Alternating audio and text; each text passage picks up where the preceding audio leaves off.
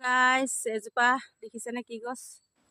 এইজোপা এইয়া কপাল ফুটা বুলি কয়। আগতে আমি সৰুতে এইবিলাক কপালত ফুটাওঁ, সেইকাৰণে কপাল ফুটা বুলি কয়। এনেকৈ ছিঙি পেলাই কপালত থপককৈ ফুটাই দিওঁ, সেইকাৰণে কপাল ফুটা বুলি কয়।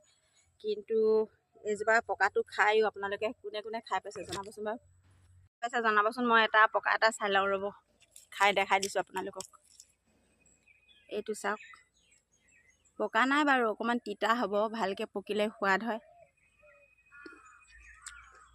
মিঠাটো আছে বাৰু, কোনে কোনে খাই পাইছে জনাবচোন।